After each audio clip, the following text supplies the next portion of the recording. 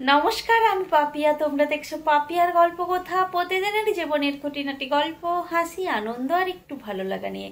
চলো আজকের গল্পটা শুরু করা যাক। সকাল সকাল স্নান করে রেডি হয়ে চলে এসেছি ঠাকুর ঘরে। আর আমাদের এখানে দেখছি ভালোই ঠান্ডা পড়ে গেছে। আজকে তো মেয়ের স্কুলে আছে প্রোগ্রাম, একটু তাড়াহুড়োর মধ্যেই আছি। মেয়েকে স্কুলে নিয়ে যেতে হবে 12টার আগে, তাই সমস্ত কাজ গুছিয়ে নিতে হবে 12টার আগে, সেই জন্য একটু তাড়াহুড়োর মধ্যেই আছি। চলো ঠাকুর ঘরে চলে এসেছি, এখন সকালের পুজোটা সেরে নিই। এই যে ঠাকুর ঘরে চলে এসেছি, ঠাকুরের সমস্ত কিছু সাজিয়ে গুছিয়ে নিয়েছি, কিন্তু দেখো গাছে আজকে ফুলও ফোটেনি সেইভাবে। হয়তো ঠান্ডার কারণেই ফুল সেভাবে ফোটেনি। যাই হোক, চলো সামনে থেকেই ঠাকুরের কিছু ফুল আনি। এই আন্টি সবজি বিক্রি করে, এখানে ফুলও পাওয়া যায়, তাই জন্য ভাবলাম এখান থেকেই ফুল। আন্টি ছুটা ফুল দো না, 20 এই যে ফুল নিয়ে নিয়েছি, চলো এখন বাড়িতে যাওয়া যাক। আমার সকালের পুজো কমপ্লিট হয়ে গেল। এবার আমি যাব রান্নাঘরে, সকালের জল খাবার, চা, রান্না বান্না সমস্তটাই সেরে নেব। সকালের চা আর দুধটা হয়ে গেছে রেডি, এখন যে মেয়েকে আর তোমাদের দাদাভাইকে দিয়ে আসি। সকালের জলখাবার বানিয়ে চলে এসেছি বাগানে। এই যে চিচিঙ্গা হয়েছে, ভাবছি চিচিঙ্গাটা আজকে তুলে রান্না করে নিই, কেন কি অনেকটাই বড় হয়ে গেছে।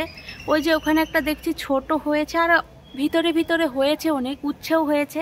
তোমাদেরকে পরে একদিন না হয় দেখাবো, এখন তাড়াহুড়ো আছে। হয় যে দূরে দেখতে পাচ্ছ একটা চিচিঙ্গা, ওটাও অনেক বড় হয়ে গেছে, এটাও অনেক বড় হয়ে গেছে।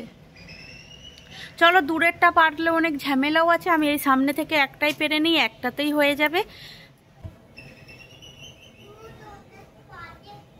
কাঁচি টানতে ভুলে গেছি, কিভাবে কাটবো বুঝতে পারছি না। হয়ে গেছে, চলো এটা এখন কেটে রান্না করে নিই।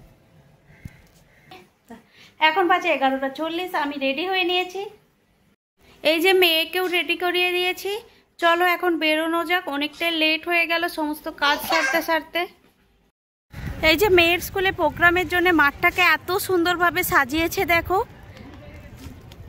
খুব সুন্দরভাবে সাজিয়েছে। আর ট্রেসটা দেখো এত বড় আর এত সুন্দরভাবে সাজিয়েছে, চারিদিক খুব সুন্দরভাবে করেছে। আর মেন গেটটা আমি তোমাদেরকে দেখাই, চলো এত সুন্দর সাজিয়েছে।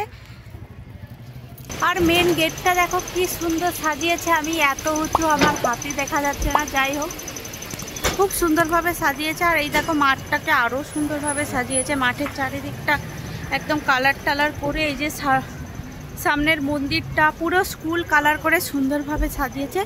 চলো এখন ভেতরে যাওয়া যায়। এগুলো রাত্রেবেলা কিন্তু আরও সুন্দর লাগবে, লাইটিং টাইটিং আছে, এই যে গাছ টাছ দিয়ে খুব সুন্দর সাজিয়েছে।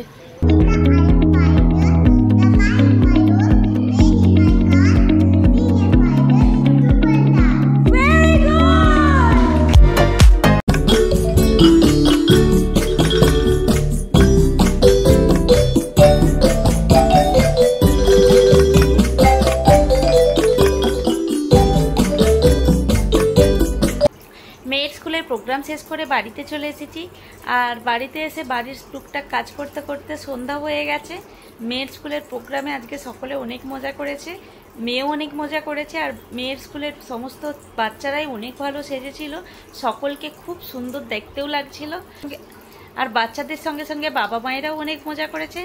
যাই হোক, আজকের গল্পটা তাহলে এখানেই শেষ করছি। আজকের গল্পটা কেমন লাগলো তোমাদেরকে অবশ্যই কমেন্ট করে জানিও।